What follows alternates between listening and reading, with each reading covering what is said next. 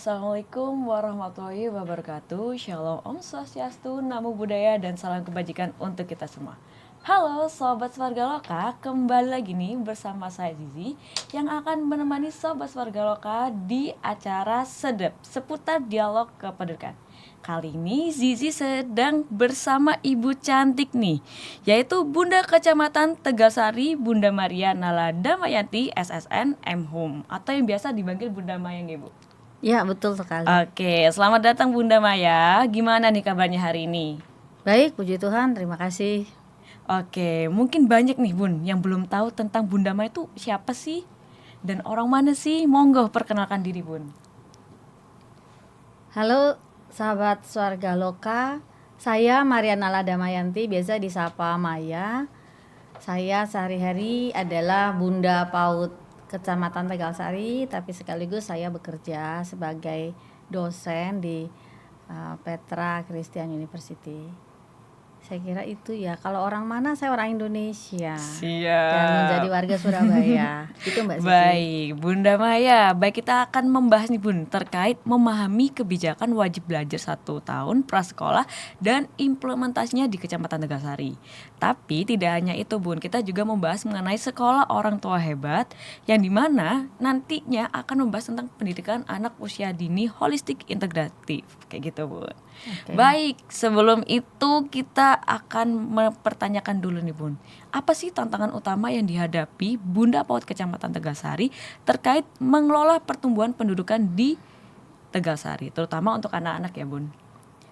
Sesuai dengan tugas dan tanggung jawab Bunda PAUD, sebetulnya kami ini diharapkan bisa mengetahui ya anak-anak di sekitar wilayah Tegalsari apakah mereka sudah mendapatkan pendidikan sebagaimana seharusnya. Betul. Namun memang hanya dibatasi pada anak PAUD ya, jadi sampai 0 sampai 8 tahun begitu. Khususnya yang usia sekolah tentu saja mereka akan bisa belajar di RA, di PPT, di TK dan di SD. Harapannya seperti itu. Yang kami lakukan adalah pastinya mendukung program yang sudah dilaksanakan sebelumnya ya, baik dari Dinas Pendidikan atau dari diinisiasi oleh DP3 PPKB atau dari Geraha Bunda PAUD begitu. Jadi kami lebih mensupport dan memastikan apakah benar begitu program-program yang telah digagas itu dilaksanakan. Jadi kami menggawangi, lalu kami pantau, kami datang, kami juga ngambil bagian dalam mengajar beberapa materi ya di dalam sekolah-sekolah seperti SOTH atau ada namanya masa MPLS, masa pengenalan lingkungan sekolah. Kami juga datang tuh ke SD, memastikan apakah anak-anak itu belajar itu menyenangkan. Karena kita kan pernah dengar cerita barangkali ya, MPLS itu kadang-kadang membuat anak takut. Sebab ada calistung ya. Pernah dengar nggak Mbak Sisi itu? Pernah Ibu, itu era saya juga ada Kalistung. Iya, gini, Waktu kalau tidak bisa baca, tulis, menghitung, nggak bisa masuk SD. Oh gitu. Nah, itu kan membuat orang tua khawatir begitu. Jadi ada program MPLS ini diharapkan sebagai bunda kita bisa memastikan nih sekolah nih nggak bikin syarat lain selain anaknya mau belajar aja. Dia sudah lulus TK, dia mau belajar harusnya sudah bisa diterima. Sederhananya begitu ya. Jadi kami masuk kepada program-program pemerintah yang sudah jalan, lalu bagaimana PKK Kota Surabaya, kemudian Geraha Bunda PAUD meminta kami sebagai bunda untuk ambil peran mendukung hal itu.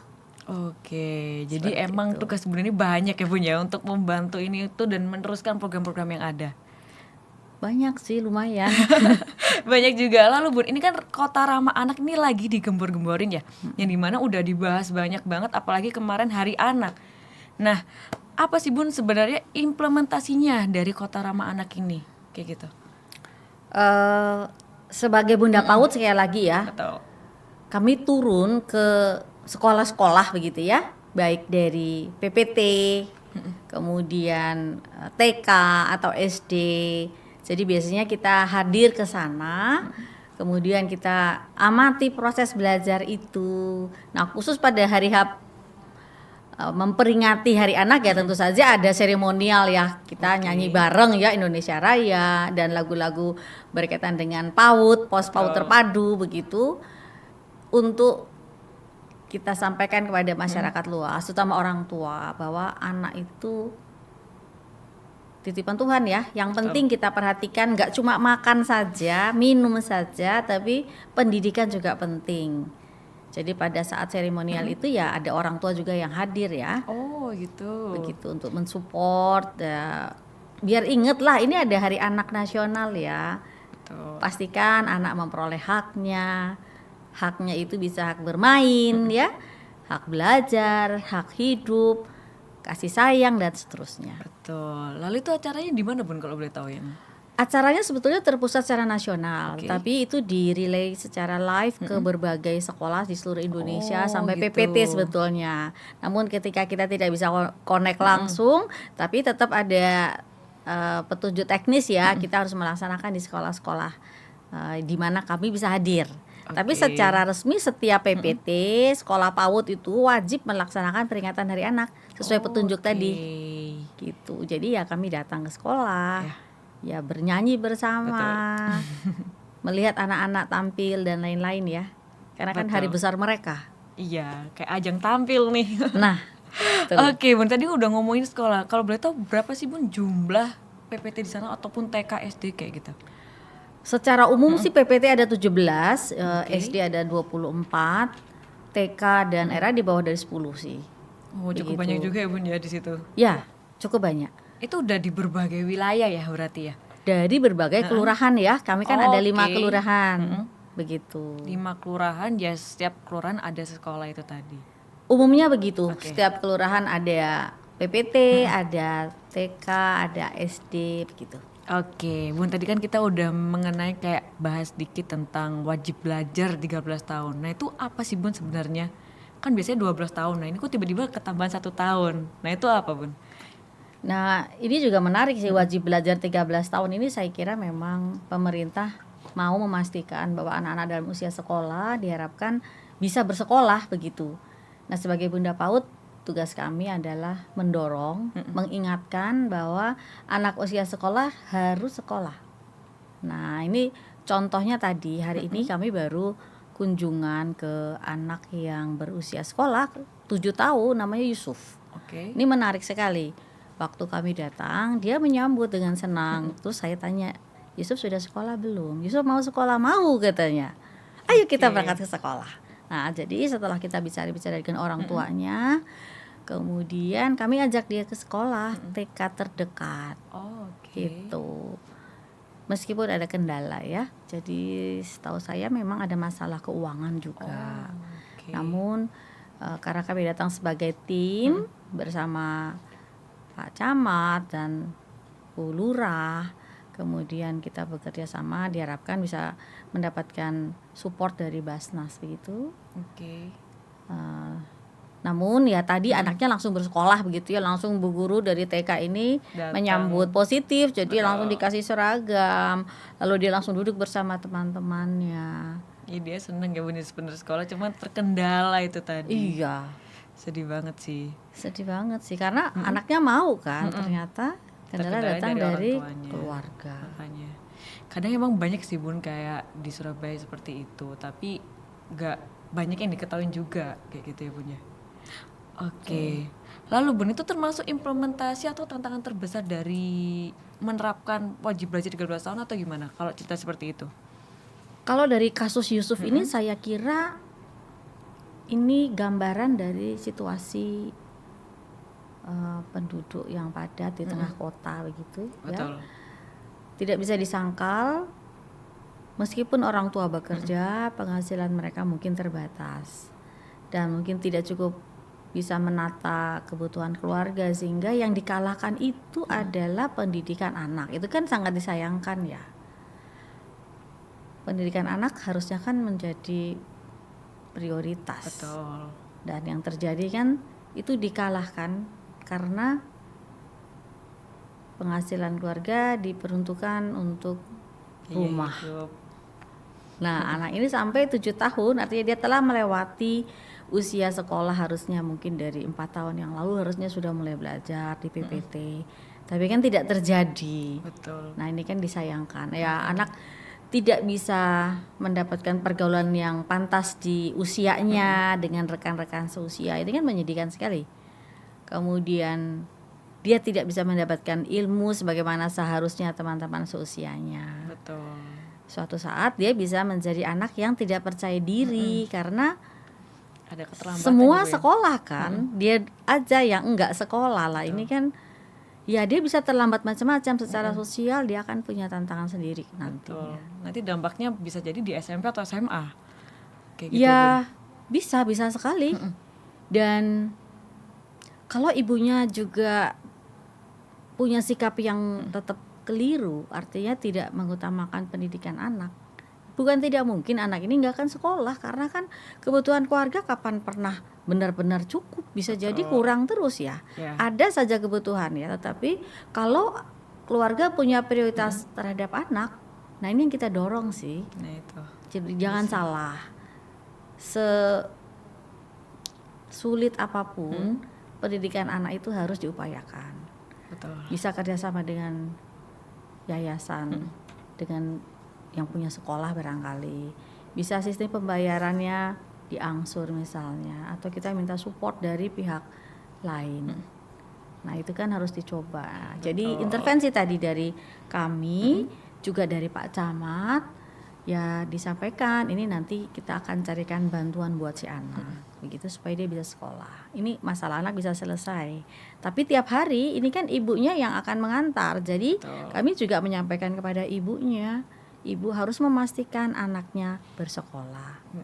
Kalau ada prioritas di rumah, ini termasuk prioritas penting yang tidak boleh dikalahkan. Betul, apalagi itu usia golden age ya Bun ya, yang dimana itu kayak usia penting-pentingnya anak. Kalau ke skip dari kecil kan juga berdampak ke depannya juga. Betul sekali.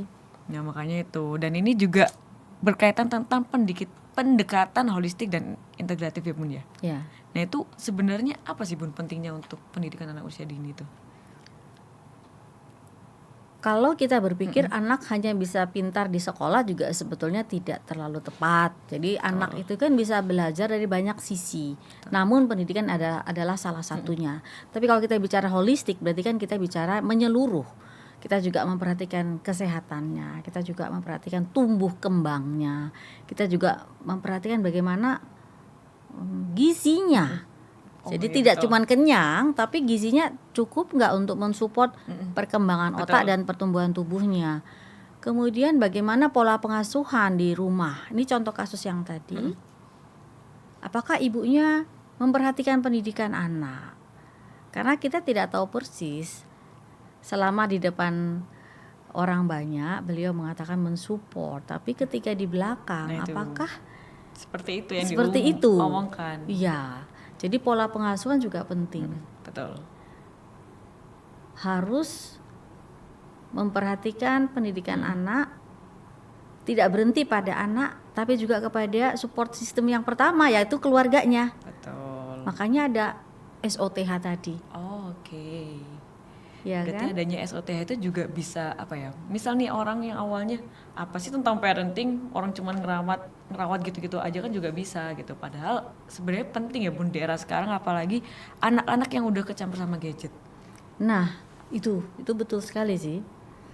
Jadi memang pemerintah menyadari penuh bahwa pendidikan itu kan tidak bisa hanya menyasar si anak, tapi tadi saya katakan ya orang tua terutama. Maka SOTH ini memang menyasar adalah orang tua dari anak. Orang tua itu siapa? Ayah dan ibu. Namun sayangnya ya, SOTH itu kebanyakan yang mengikuti adalah ibu. Oh iya betul juga ya. Nah, padahal kan keluarga itu kan ada dua sebetulnya. Betul, ayah dan ibu. Ya, tapi kita bersyukurlah. Ya sudahlah. Yang penting ada orang tua yang mau hadir dari setiap keluarga. Sekarang sampai di level RW ya, harus ada orang tua yang mau hadir supaya bisa memastikan pendidikan anak atau cara pengasuhan anak itu sesuai dengan yang baik, sesuai dengan standar pengasuhan yang benar. Setidaknya tahu dari mana kalau nggak pernah ikut pendidikan. Nah makanya itu. Iya, jadi saya kira program ini baik sekali karena ini adalah sekolah Mm-mm. kita sebut sebagai informal, tetapi materinya itu materi yang sangat esensial begitu. Padat ya Bun ya. Padat sekali dan sudah mencakup pendidikan anak Betul. dari dini sekali, termasuk support orang tua, ayah. Oh, Jadi oke. peran ibu, ayah, pengasuhan di sekolah, bagaimana memberi pendidikan yang benar, pengasuhan yang benar, bagaimana memberi makanan yang sehat kepada anak. Jadi semua materi di dalam PAUD holistik integratif itu sebetulnya diimplementasi ke dalam kurikulumnya SOTH. Oh Begitu. gitu. Jadi orang tuanya juga mau nggak mau harus belajar dong. Betul sekali. Kayak gitu. Udah ada materinya ya tentang PAUD HI Nang yang dimana itu juga bisa dikesampingkan. Ya Betul. Bun ya. Itu orang tua yang sekolah bolos sekali dia nggak lulus loh, Oh gitu Bun. nggak ikut wisuda. Oh. Jadi diharapkan mereka benar ikut karena ini sekali lagi sifatnya informal, tetapi ini dibuat dengan kurikulum yang benar dan ada absennya. Mereka harus hadir, tidak boleh terlambat. Kemudian mereka mengikuti semua materi dengan lengkap, ada pre-test, ada post-test. Kalau mereka bisa menyelesaikan dengan baik, mereka akan wisuda, akan dapat ijazah. Jadi Oke. Bunda PAUD Kota dan Pak Wali Kota dalam hal ini yang mensupport sampai sedemikian rupa pada hari wisuda SOTH itu dari seluruh kota Surabaya berkumpul di wilayah-wilayah yang sudah ditetapkan. Kemudian mereka seperti wisuda sebagaimana universitas. Betul. Pakai toga, ada gitu, ini Bun? juga. Ya, Oh, serius ada toganya sekali juga. begitu. Jadi Bunda PAUD Kota, Bunda Dini dalam hal ini ya sangat serius menangani SOTH ini. Begitu. Oke. Berarti itu tujuannya sebenarnya kayak zero stunting juga ya Bun ya? Tentu saja, karena kesehatan kan juga salah satunya. Betul. Ya, tapi memang kalau kita bicara zero stunting ini kan kasus lain lagi ya. Jadi kita kalau bicara zero stunting ini kan memang program kota memastikan bahwa tidak ada stunting di kota Surabaya. Ini bicara mengenai generasi Surabaya di masa mendatang yang kita antisipasi sejak dini jangan sampai punya persoalan atau masalah stunting. Oke. Ya, ada memang program itu dan setiap tahun PKK Kota juga melaksanakan BWSE itu program untuk bagaimana balita kita pastikan dia bebas dari stunting lewat program ya, program yang walaupun singkat itu dapat makanan yang bergizi. Kita pastikan dia punya kemampuan yang bertambah gitu ya selama mengikuti program ini. Baik-baik. Begitu, jadi ya menarik sih sebetulnya program yang sudah cukup lengkap berkaitan dengan tadi holistik integratif tadi ya. Ada pendidikan, ada kesehatan, ada pengasuhan di dalam keluarga, ada gizi juga yang memang menjadi satu itu materi dirangkum di dalam sekolah SOTH. Oke. Itu durasinya berapa lama Bun untuk SOTH itu sendiri? Pertemuannya jumlah materinya ada 13 dirangkum dalam 7 kali pertemuan. Oh. Padat juga ya Bun ya? Sangat padat. Jadi nggak boleh bolos, nggak boleh kalau bolos ya nggak lulus Nah, begitu itu ya. makanya Ya ini kan karena- dianggap apa ya? Seperti short course ya. Oke, betul. Jadi orang tua ini harus pandai karena percuma pemerintah kota intervensi kepada anak, tapi kalau orang tua tidak mensupport Nah, itu. kan sia-sia. Sama aja dong, kita udah ngasih sedemikian mungkin ya untuk anak yang terbaik, ternyata orang tuanya juga nggak support. Iya. Ya sama aja kayak kosong gitu ya Bun ya. Iya. Kayak hampa. Ya tidak Oke. tercapai program-program Betul. yang baik tadi bisa jadi ya cuma di atas kertas ya. Maka di SOTH itu tidak cuma orang tua. Jadi bila orang tuanya benar-benar sibuk bekerja tidak bisa izin untuk hadir, Betul. itu boleh neneknya, Oke. boleh bibinya. Artinya keluarga terdekat yang mendampingi si anak diharapkan bisa bergabung. Ya sekali lagi support sistem terdekat ini yang harus kita intervensi. Betul. Seperti itu. Yang kayak ngerawat anaknya yang langsung ya Bu ya, misal neneknya yang ngerawat sering gitu, berarti yang datang neneknya. Ya, artinya ketika orang tua tidak bisa karena satu dan lain hal, ya siapa lagi begitu yang mendampingi anak hari-hari. Faktanya ada juga memang yang nenek, eyang, mbah gitu yang ya sudah enggak apa-apa. Kayak gitu. Tapi emang terjadi juga di lapangan ya seperti itu, kayak gitu. Ya, faktanya begitu ya. Ada orang tua yang bekerja dinas di luar kota, enggak mungkin kan datang khusus kayak buat gitu. SOTH, tapi mereka biasanya memang sudah Bisa punya keluarga diwakilkan. terdekat ya. Oke. Gitu. Ya sudah. akhirnya sampai juga materi itu kepada orang terdekat ya, itu yang positif ya. Oke, baik. Lalu ada nggak Bun? Tadi kan Bunda sempat bilang kayak untuk mengajak para orang tua ikut SOTH. Nah itu gimana untuk cara ngajaknya? Misal nih tadi kan udah nyebutin kayak ada yang sibuk dan sebagainya gitu. Ada nggak kayak buat apa sih SOTH kayak gitu? Pemikiran seperti itu kayak mengentengkan, kan bisa kayak cari di YouTube dan sebagainya. Padahal kan ini udah gratis, tinggal datang aja gitu. Ada nggak kendala seperti itu? Sejauh ini memang pihak Bu Lurah ya dalam hal ini ada edaran dari wali kota juga sih ya untuk mensosialisasi wajar ya, wajib belajar 13 tahun itu. Jadi memang ada momen di mana Bunda Kelurahan itu mengumpulkan warga yang berkaitan dengan pendidikan anak atau yang berkontribusi langsung maupun tidak dengan kesejahteraan keluarga.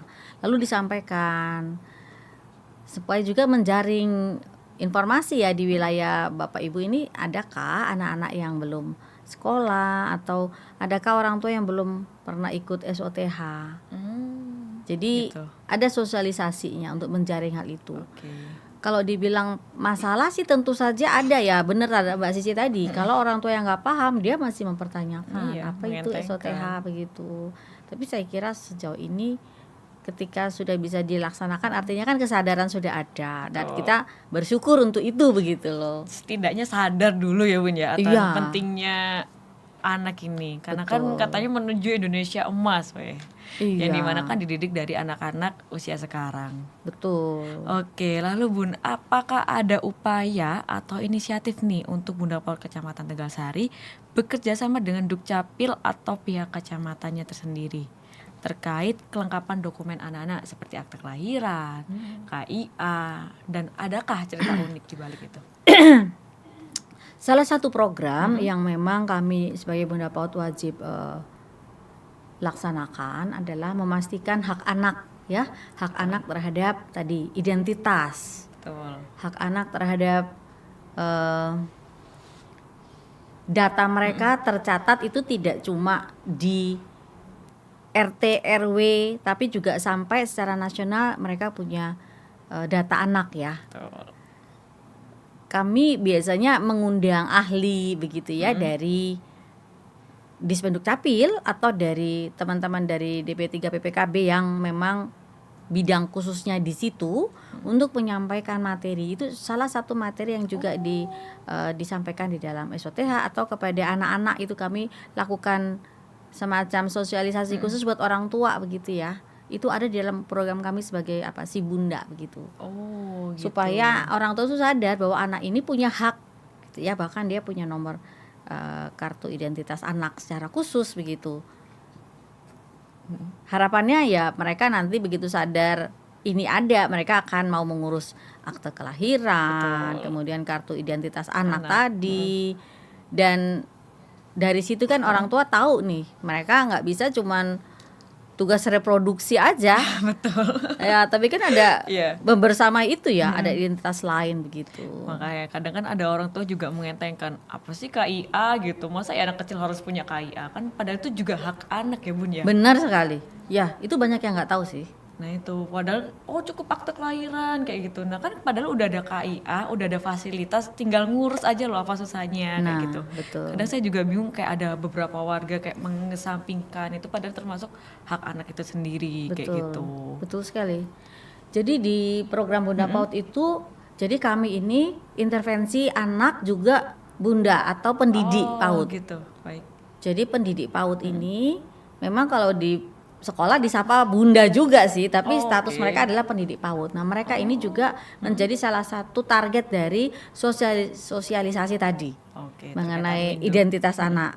Karena para pendidik PAUD ini kan berhadapan dengan anak dalam keseharian anak, tapi kan anak-anak ini juga diantar oleh orang tuanya. Betul. Nah, diharapkan pendidik PAUD ini juga bisa memastikan bahwa orang tua ini juga perlu mengurus kartu identitas anak. Gak cuma di sekolahin di sini, tapi ada tanggung jawab ikutan yang lain begitu. Nah, itu pendidik PAUD yang kita intervensi ya. Betul. Jadi karena kami tidak kesulitan sebetulnya mengumpulkan orang tua karena orang tua sangat banyak, tapi dengan lewat pendidik PAUD, Baik. kami kan bisa organisir mereka dalam sebuah pertemuan dan itu yang kami lakukan sih, kayak gitu. Nah, saya ingin tambahkan begini. Boleh, Pendidik PAUD ini juga adalah warga Surabaya yang tugasnya ini kan berbagi ilmu terus. Nah, saya sendiri berpikir ada kebutuhan juga Bunda ini harus kita beri pembekalan lain supaya sebagai sumber daya manusia yang kita sangat butuhkan, dia lebih lengkap ilmunya. Jadi saya melakukan bekerja sama dengan kampus ya, Universitas Kristen Petra juga, bekerja sama dengan tenaga-tenaga ahli juga. Kita undang bunda-bunda PAUD ini ke dalam pertemuan, kita bilangnya sih workshop ya. Oke. Nah, jadi ada workshop untuk bunda PAUD. Di situ kita bicara mengenai parenting. Oke. Di situ kita bicara mengenai bagaimana meningkatkan pendidikan penguasaan teknologi ya, seperti AI misalnya. Artificial Intelligence kan sekarang salah satu tools yang bunda-bunda PAUD itu juga harus Tahu. kuasai ya, karena ini bisa membantu pengajaran mereka. Jadi Betul. kita berilah semacam materi sosialisasi Oke. ya, misalnya Canva begitu kan, itu juga Betul. penting buat mereka. Jadi bunda kita bekali. Pada sisi lain juga bunda-bunda ini kita ajak ini, kita kasih materi yang bagaimana berbusana yang baik untuk sebagai seorang bunda atau pendidik PAUD begitu. Jadi kita undang dari organisasi fashion ya, fashion designer Indonesia Fashion Chamber. Wow. Gitu. Kemudian mereka kasih materi nih bagaimana berbusana yang baik untuk mendukung tugas mereka. Betul. Kemudian ada juga kami minta mahasiswa di tempat saya kebetulan mahasiswa fashion. Silakan konsultasi dengan bukan konsultasi, memberi diskusi dengan bunda-bunda PAUD ini, lalu desainkanlah mereka sebuah baju yang mereka bisa pakai untuk mendukung mereka sebagai pribadi ya. Mereka ini bunda PAUD yang kerjanya banyak banget, tapi mereka adalah juga ibu yang tugasnya banyak sekali. Betul. Sebagai pendidik juga tugasnya tidak kurang-kurang begitu ya. Nah, jadi ada saat kita mengajari mereka materi itu tadi. Ada ya, kita rancangkan mereka baju, lalu si bunda-bunda ini bajunya dijahit gitu ya, lalu mereka pakai dan fashion show. Kita fashion show kan ada suatu acara di Bungker Tegalsari beberapa waktu kemarin. Oke, menarik. Ada juga yang cara berkain, kita ajari mereka bagaimana berkain yang baik begitu ya. Kemudian mereka juga fashion show. Jadi intervensi ini diharapkan bisa membuat larinya kepada anak juga akhirnya ya. Betul. Jadi bagaimana berpengaruh bundanya juga, Bun. dikuatkan dalam banyak sisi, mereka juga nanti bisa tularkan itu kepada anak didik, kepada juga orang tua dari si anak-anak.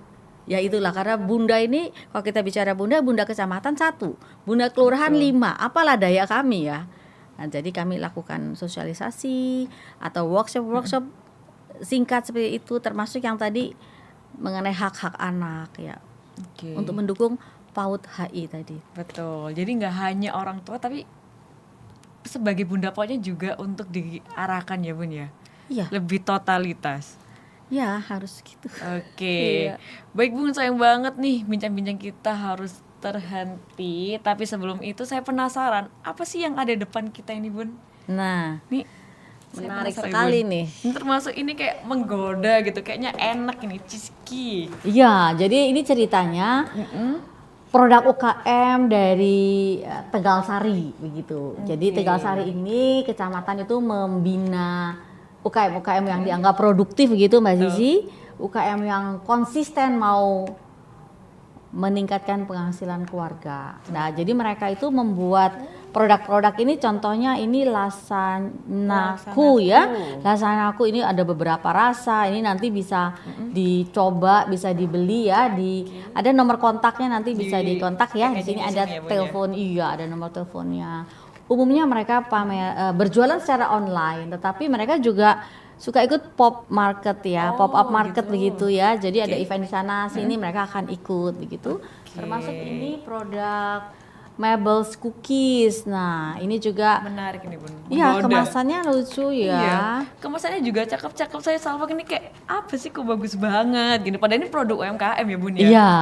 Tuh. Iya, kebetulan untuk kemasan ini sendiri juga kami kerjasama dengan Universitas Kristen Petra ya. Jadi teman-teman mahasiswa packaging, kelas packaging itu merancang kemasan untuk para UKM di Kecamatan Tegalsari supaya bisa naik kelas ya. Betul, Nanti- jadinya level up gini ya Bun, ya lebih Betul. cakep gitu. Jadi biar memenuhi selera Gen Z ya. Oke. Jadi saya kira ini yang ditampilkan ini ya mungkin Gen Z suka ya, ya, kalau lihat saya gini. suka ini Bun Udan. Ya, syukurlah. Tergoda nih. Iya, untuk nyoba. monggo Mbak Sisi bisa coba supaya Oke. UKM Tegalsari lebih maju lagi. Siap. Jadi buat Kecamatan Tegalsari, kalian kalau bingung untuk makannya di mana nih, langsung aja ya. Nanti hubungin nomor yang tertera ada di packaging masing-masing. Oke, sebelum saya tutup mungkin Bunda ada pesan nih untuk warga Surabaya atau sobat warga lokal. Monggo Bun.